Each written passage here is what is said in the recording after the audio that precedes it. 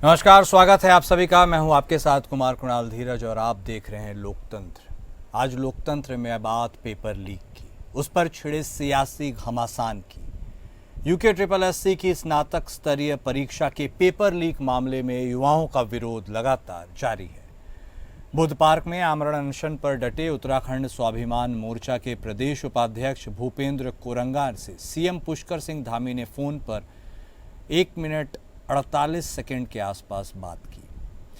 CM ने SIT जांच पूरी होने तक अनशन खत्म करने के लिए कहा, लेकिन अनशनकारी कोरंगा पेपर निरस्त करने और सीबीआई जांच की मांग उन्होंने की है, जिस पर धामी सरकार ने सीबीआई जांच की संस्तुति दे दी है। छात्रों पर दर्ज मुकदमे भी वापस होंगे। लीक कांड के बाद लाखों युवा सड़कों पर उतर आए थे, पर इस पेपर लीक कांड में कई सवाल अब तक अनसुलझे हैं, जिसका जवाब किसी के पास नहीं है। इनमें सबसे बड़ा सवाल यह है कि मोबाइल एग्जाम सेंटर के भीतर कैसे पहुंचा।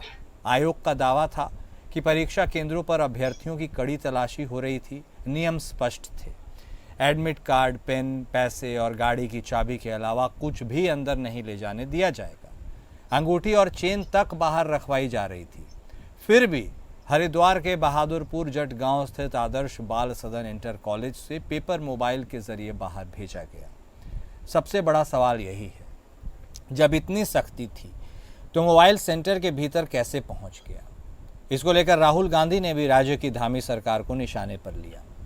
उन्होंने सोशल मीडिया प्लेटफॉर्म एक्स पर लिखा, आज बीजेपी का दूसरा नाम है पेपर चोर। देश भर में बार बार होने वाले पेपर लीक ने करोड़ों मेहनती युवाओं की जिंदगी और सपनों को तबाह कर दिया है। उत्तराखंड का यूके SSSC पेपर लीक इसका ताज़ा उदाहरण है। आयोग का कहना है कि परीक्षा केंद्र में जैमर लगे थे, लेकिन पेपर मोबाइल से फोटो खींचकर बाहर भेजा गया।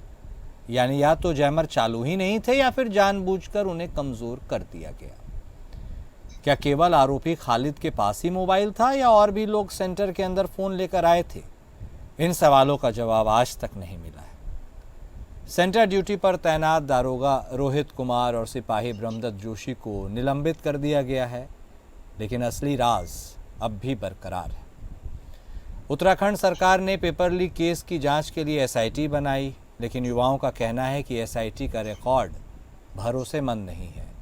पिछले 9 बड़े मामलों में से 8 में न तो दोषियों को सजा हुई और न ही जांच पूरी हुई। अब क्या सीबीआई स्कैम की तह तक पहुंच पाएगी? पेपर लीक माफिया को कौन बचा रहा है? परीक्षा ने संस्थागत बदलाव अब क्या उसमें होने चाहिए, करने चाहिए, जिससे कि पेपर लीक और नकल ना हो? और क्या यह इतना आसान है या हो सकता है?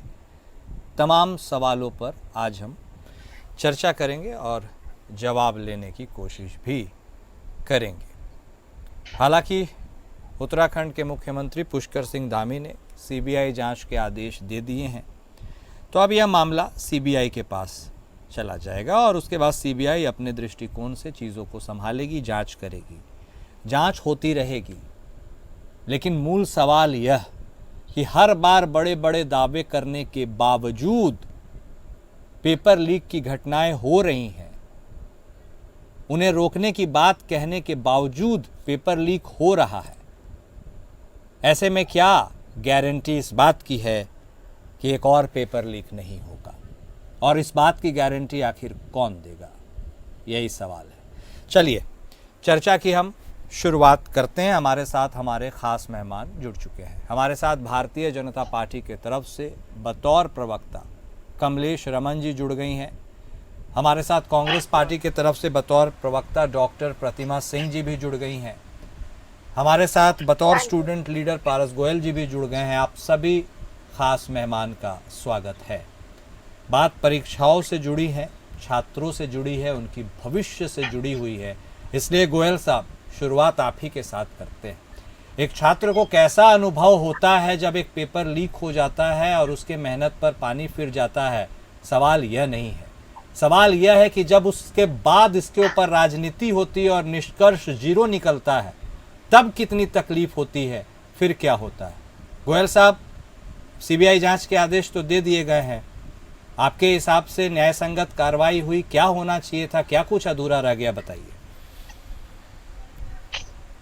देखिए, मेरा कहना यह है कि जो ये पेपर पहले लीक होते थे, लेकिन इस बार जो हुआ है वो पेपर लीक नहीं हुआ था, वो चीटिंग हुई थी, पहली बात। और छात्रों के साथ हमारी हमेशा अपेक्षा रहती है कि छात्र अपने पहाड़ का गरीब छात्र पढ़ने आता है यहाँ पर, और यहाँ पर आने के बाद वो जब देखता है कि इस प्रकार से पहले हाकम सिंह जैसे लोग पैसे लेके भर्तियां करते हैं, और तो उन पे क्या बीती होगी ये दर्द मैं महसूस कर सकता हूँ जी।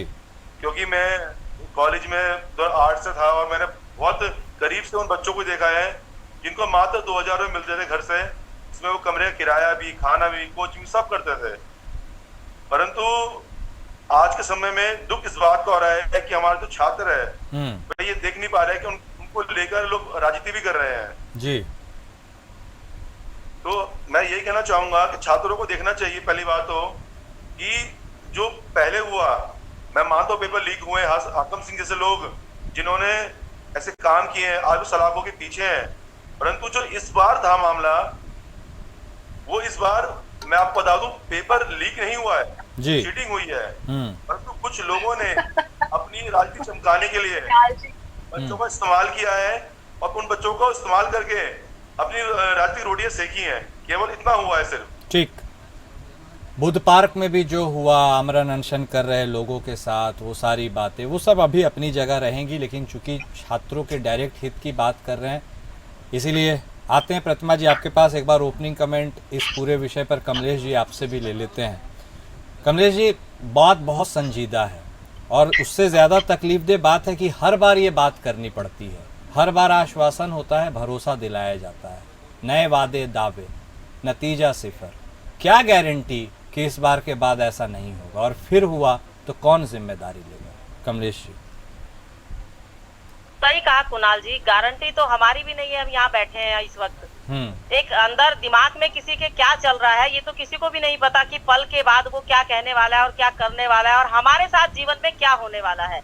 तो गारंटी जैसा शब्द तो मुझे लगता है कि अब हमें अपनी डिक्शनरी से निकाल ही देना क्या बात कर रही है कमलेश जी? मोदी की गारंटी, मोदी की गारंटी बोलकर कितना वोट लिया आप लोगों ने? मैं क्या कह रही हूँ कुणाल जी, अब सुन लीजिएगा। गारंटी कोई बाहर कर दीजिएगा तो कौन गारंटी देगा कमलेश जी?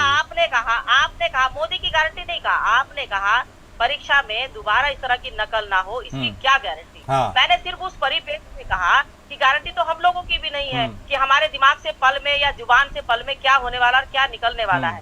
तो गारंटी शब्द को हटाया नहीं जा सकता है, हालांकि आप बताइए। जी कुणाल जी बोलिए। जी कुणाल जी, देखिए ये जो प्रकरण हुआ है वाकई बहुत दुखद है। हमारे युवाओं के भविष्य के साथ जो लोग खिलवाड़ करते हैं और जो खिलवाड़ करते चले आ रहे, कोई ये आज का दंश नहीं है, ये बहुत पुराना हमारा एक नासूर है और ये वाकई ये एक जख्म था, जख्म से ये नासूर बन गया। और इस नासूर को जड़ से खत्म करने के लिए जिस तरीके से पुष्कर सिंह धामी जी ने अपना नकल विरोधी कानून बनाया और उसके तहत उन लोगों को जेल में भेजने का काम किया जो वर्षों वर्षों तक लोगों को ठगने का काम करते थे, लोगों को नकल करवाने का काम करते थे।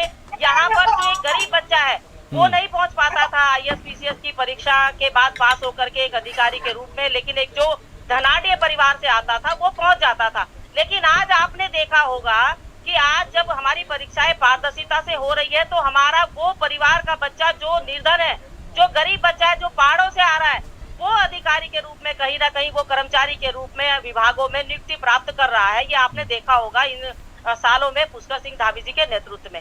और अब पुष्कर सिंह धामी जी ने, क्योंकि ये धरना चल रहा था और युवाओं के लिए बहुत ही संवेदनशील है, वो पहले दिन से ही कह रहे हैं कि मैं युवाओं के हित में हर निर्णय लेने के लिए तैयार हूँ, जो बेहतर होगा, जो अच्छा होगा वो निर्णय लिया जाएगा, क्योंकि इस नासूर को हमें जड़ से खत्म करना है। ये जो एक कुरीति है हमारी, जो लोगों की मानसिकता है कि अंदर किस तरीके से लोग फोन पहुंचवा देते हैं या नकल करवा देते हैं, इस प्रवृत्ति को हमें खत्म करना होगा। ये हम सबको मिलकर के करना होगा। सरकार का कर्तव्य अपना है, वो सरकार अपनी तरफ से करेगी। कौन करेगा रमन जी, कौन करेगा? करना होगा, आपने कहा, बहुत अच्छी बात है, करेगा कौन? बना है आज जिस तरीके से, बिल्कुल सरकार करेगी कुणाल जी, और सरकार कर रही है। पुष्कर सिंह धामी जी कर रहे हैं, उन्हीं का निर्णय है कि वो लोग पहली बार जेल गए हैं, हाकम सिंह हो या उससे भी बड़े हो या उससे नीचे वाले हो, चाहे प्रोफेसर हो और चाहे खालिद जैसे व्यक्ति हो, चाहे हाकम जी से जैसे हो, जेल की सलाखों के पीछे गए हैं। ये किसी में हिम्मत और दम नहीं था कि उनको जेल भेज देते। वो बरसों से यहाँ पर कर रहे, कोई वो नया हाकम सिंह नहीं था, पहले से था। अब जो आज प्रेस ग्राउंड में हुआ, कुणाल जी बस 10 सेकंड नोट दीजिएगा। बोलिए। आज जो परेड ग्राउंड में माननीय मुख्यमंत्री जी ने जाकर के युवाओं से अपना संवाद किया है, ये भी तो एक इतिहास में दर्ज होगा कि कोई मुख्यमंत्री पहली बार युवाओं के बीच में पहुंचा है और जो लोग राजनीति कर रहे थे उनकी राजनीति वहां कहीं ना कहीं धराशायी हुई है। जो लोग वहां आकर के बच्चों को गुमराह कर रहे थे, मिसगाइड कर रहे थे, आज कहीं ना कहीं वो बच्चे अपने भविष्य की ओर ध्यान देंगे, वो बच्चे अपनी परीक्षाओं की तरफ ध्यान देंगे। तो पुष्कर सिंह धामी जी को जो चिंता थी वो ये थी कि हमारा बच्चा जो सड़क पर बैठा है, जो वो परीक्षाओं की तैयारी करने की बजाय जो धरना प्रदर्शन कर रहा है, उसको हम पहले कहीं ना कहीं खत्म करें। जो जांच उन्होंने कही, जो मांग उन्होंने रखी, आज कहीं ना कहीं मुख्यमंत्री जी ने वो मानी है। तो मुझे लगता है कि आने वाला इतिहास ये जरूर देखेगा कि पुष्कर सिंह धामी जी के निर्णय कहीं ना कहीं नजीर बनेंगे। ठीक है, नजीर बनेगी, अच्छी बात है, बननी चाहिए, बन जानी चाहिए थी, यह भी बात है। डॉक्टर प्रतिमा, अब बारी आपकी है। सेंसिटिविटी की बात कर रही थी कमलेश जी सरकार की, क्या उनकी सेंसिटिविटी आपको भी नजर आ रही है? आपकी बातें, आपके मन की बातें क्या बोलना चाह रही है, क्या होना चाहिए था और क्या नहीं हो पाया? देखिए, पहली बात तो कुणाल जी कि मोदी की गारंटी का जो सच है वो भारतीय जनता पार्टी के प्रवक्ता ने आपके सामने रख दिया कि गारंटी का कोई मतलब नहीं है भारतीय जनता पार्टी की नजरों में। गारंटी तो सिर्फ शब्द है जो इस्तेमाल कर लिया क्योंकि पुरानी जो सरकार थी उसको गिराने का कार्य करना था। दूसरी बात, ये चीटिंग नहीं थी और परेड ग्राउंड में हर एक बच्चा जो बैठा हुआ है उसके लिए ये पेपर लीक था। तो मुझे नहीं पता ये आपने किसे बिठाया है जिन्हें ये चीटिंग लग रही है। परेड ग्राउंड में बैठा हुआ हर एक छात्र जो संघर्ष कर रहा है, जो धरने पे बैठा है, उसकी मांग यही है। और हल्द्वानी में जो आपने देखा, जो बच्चे भूख हड़ताल पे बैठे हैं, तो उनको पता है कि ये चीटिंग नहीं, ये पेपर लीक है, इसीलिए वो धरने पे बैठे हैं। और हल्द्वानी में तो आपने देखा कि वो भूख हड़ताल पे जो है बैठे हैं। एक मिनट, गोयल जी आ रहे हैं, आप काउंटर दीजिएगा। एक मिनट डॉक्टर प्रतिमा, गोयल जी आ रहे हैं, आप अपने तथ्य जरूर रख दीजिएगा, बारी बारी से इनको कंप्लीट कर लेंगे। बोलिए डॉक्टर प्रतिमा। बात नहीं करती, मैं आपको संबोधित कर रही हूँ। आप भी कौन है? अब ऐसे पूरी अर्गेंट की बातें करती हूँ मैं। एक मिनट गोयल साहब, लेट्स नॉट, एक मिनट डॉक्टर प्रतिमा, एक मिनट डॉक्टर प्रतिमा, गोयल साहब, एक minute doctor Pratima please, let's not stretch it. Goyal साहब बहुत सेंसिटिव मुद्दा है, मैं आपसे रिक्वेस्ट करता हूं कि एक मिनट उनको बोल लेने दीजिए, अपनी बारी में आप बोलिए। एक मिनट प्लीज, बोलिए डॉक्टर प्रतिमा। गोयल साहब आ रहे हैं आपके पास, आ रहे हैं, रुकिए, आ रहे हैं गोयल साहब, आप काउंटर पे बोलिए। बोलिए डॉक्टर प्रतिमा, प्लीज कंटिन्यू। सम्मानित लोगों को बिठाया करिए। बोलिए। बात हुई सख्त कानून की, कठोर कानून की, उस सख्त कानून के खिलाफ, उस सख्त कानून के तहत, उस कठोर कानून के तहत हाकम सिंह के खिलाफ क्या कार्रवाई हुई ये बता दें। हाकम सिंह की बेल एप्लीकेशन को क्यों नहीं पुलिस ने जो है रोकने का कार्य किया, उसके अगेंस्ट अपने तथ्य क्यों नहीं प्रस्तुत किए अगर इतना ही कठोर कानून था। हाकम सिंह की क्या प्रॉपर्टी जब्त हो गई वो, क्योंकि यहाँ कठोर कानून की बात होती नहीं हुई। हाकम सिंह खुलेआम घूम रहा था और उसका नतीजा आपने ये देखा कि कितने साल बाद, 3 साल बाद एक परीक्षा कराई UKSSC ने और उसका पेपर भी लीक हो गया। एक दिन पहले आप हाकम सिंह को गिरफ्तार कर लेते हैं जनता की आंखों में धूल झोंकने के लिए, लेकिन जो आपने षड्यंत्र रचा था वो सामने आ जाता है और अगले दिन वो पेपर लीक हो जाता है। और बड़े शर्म की बात है कि जो व्यक्ति ये बता रहा है कि देखिए ये पेपर मेरे पास आया है सॉल्व होने के लिए, इसका मतलब है कि जो परीक्षा हुई है उसका पेपर सुबह लीक हो चुका है, तभी ये मेरे पास अभी आया हुआ है, उस व्यक्ति के खिलाफ आप कार्रवाई करने का कार्य करते हैं। तो ये तो यहाँ पे लॉ एंड ऑर्डर की स्थिति है। तो ये भारतीय जनता पार्टी का देखिए चाल चरित्र और जो है चेहरा है। यहाँ पे बैठ के कि बोला जा रहा है हमारे बच्चे, उस वक्त ये हमारे बच्चे नहीं थे जब यही भारतीय जनता पार्टी के नेता और विधायक गण, मंत्रीगण उन बच्चों को नक्सलियों से उनकी तुलना करने का कार्य कर रहे थे। उन्हें ये कह रहे थे कि वहां जो बच्चे बैठे हैं, महेंद्र भट्ट जी का ये स्टेटमेंट है कि जो भी बच्चा परेड ग्राउंड पे धरने पे बैठा हुआ है वो उसमें से एक भी बच्चा शिक्षित नहीं है। जब आप उनको अलगाववादियों से जोड़ रहे थे तो वो हमारे बच्चे नहीं थे। कांग्रेस पार्टी ने शुरू से कहा कि अपनी वाणी में संयम बरतिए, अपनी भाषा में संयम रखिए, क्योंकि वो बच्चे जो वहां बैठे हैं वो हमारे अपने प्रदेश के बच्चे हैं, हमारे अपने बच्चे हैं। तो ये समझ नहीं आया, आज वो बच्चे अपने हो गए क्योंकि आज पुष्कर सिंह धामी जी को युवाओं का जो आ रहा हूँ आप दोनों के पास युवाओं की जो ताकत है वो भाग चुके। वो LIU की रिपोर्ट उन तक पहुंच चुकी कि आज तो वहां 4000 बच्चा बैठा बैठा है, अगले कुछ दिनों में पूरे प्रदेश के हर डिस्ट्रिक्ट से वहां हजारों बच्चा और आएगा और वो बताएगा कि पेपर चोर और गद्दी छोड़। तो पेपर चोर और गद्दी छोड़ का जो ये नारा है वो अब प्रदेश तक सीमित नहीं रह गया। आप देखिए नेशनल मीडिया से लेकर के पूरे देश में इस बात की चर्चा हो रही है कि पुष्कर सिंह धामी वीक है तभी तो पेपर लीक है। तो ये पुष्कर सिंह धामी जी को अपनी साख बचानी है, इसीलिए वो आज परेड ग्राउंड पहुंचे हैं नक्सलियों के साथ। ठीक है डॉक्टर, भारतीय जनता पार्टी के लोगों के शब्द है, अलगाववादियों के पास। ओके फिर आते हैं आपके पास। एक मिनट, बाकियों को भी काउंटर करने का मौका देना है। गोयल साहब, मैं एक बात बस आपसे पूछना चाहता हूँ, चाहे पेपर लीक हुआ हो चाहे चीटिंग हुई हो, आपको नहीं लगता है इन दोनों ही संभावनाओं में भविष्य के साथ छात्रों के खिलवाड़ हुआ है? उसका जिम्मेदार कौन? देखिए, पहले तो आप ना जिन लोगों को बैठा उनको समझाया करिए। Please sir, let's not stretch it. नहीं सर, इस मुद्दे पे बात कीजिए, वो छोटी छोटी बातों पे मत लड़िए सर प्लीज।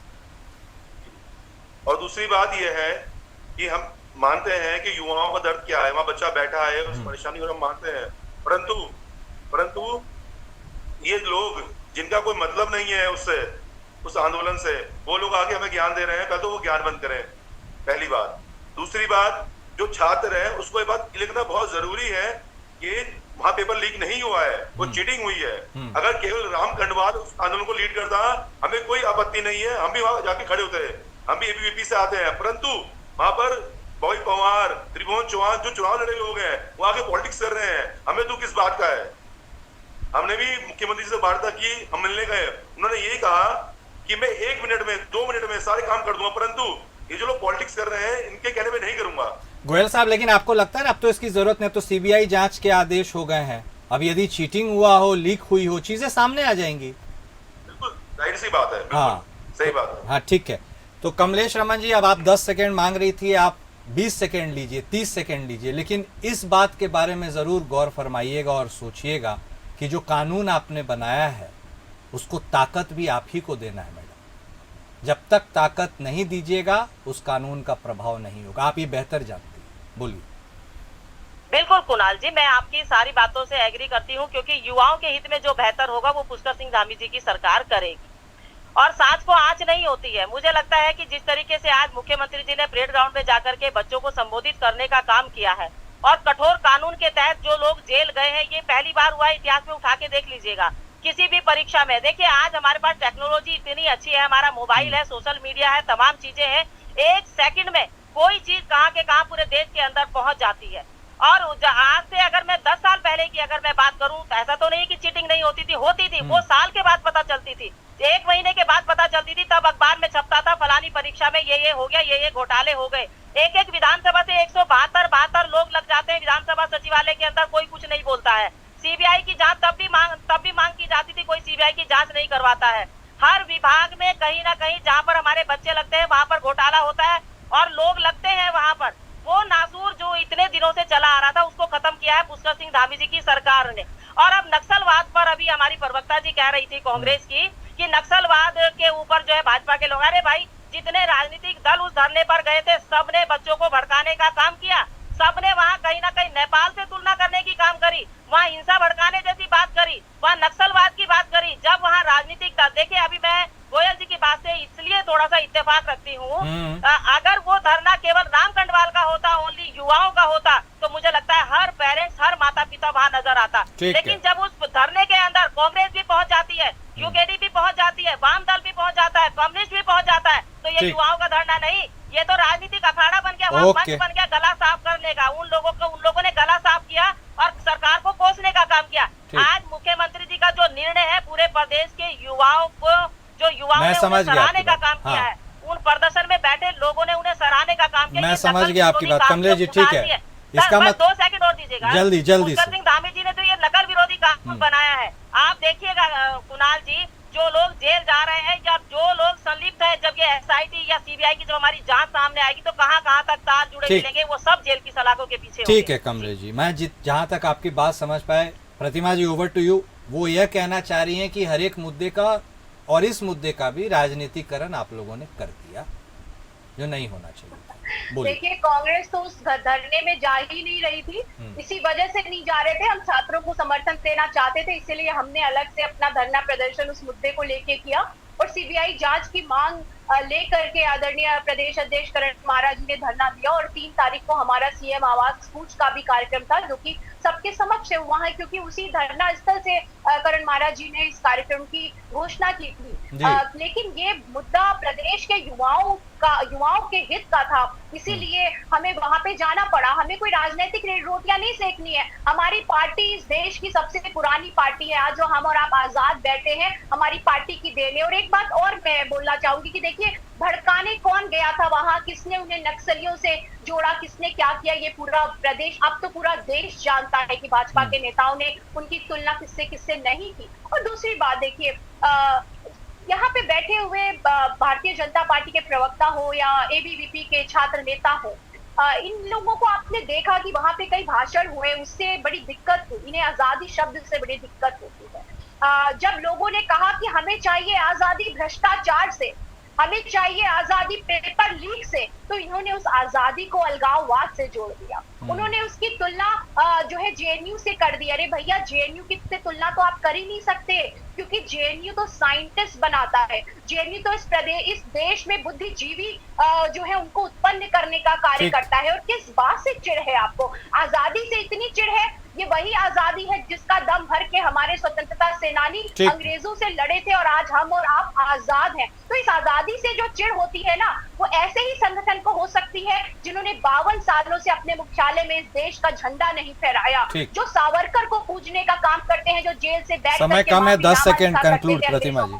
जो गोडसे को पूजने का कार्य करते हैं, जिन्होंने राष्ट्रपिता महात्मा गांधी की हत्या कर दी। तो आज मैं भी कह रही हूँ, भाई हमें चाहिए आजादी इस देश के, इस प्रदेश के भ्रष्टाचार से, हमें चाहिए आजादी पेपर लीक से, हमें चाहिए आजादी महिलाएं जो असुरक्षित है उस कंडीशन से। तो इस देश को भी आजादी चाहिए नरेंद्र मोदी जी से, और इस प्रदेश को आजादी चाहिए पुष्कर सिंह धामी जी। ओके, आरोप प्रत्यारोप अपनी जगह, मूल बात यही है कि छात्रों के सुनहरे भविष्य का हर मार्ग प्रशस्त हो, कोशिश तमाम उसी दिशा में होनी चाहिए।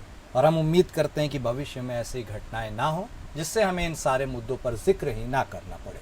बहुत शुक्रिया आप सभी खास मेहमान का हमारे साथ जुड़ने के लिए और इस चर्चा में शामिल होने के लिए। लोकतंत्र में आज बस इतना ही।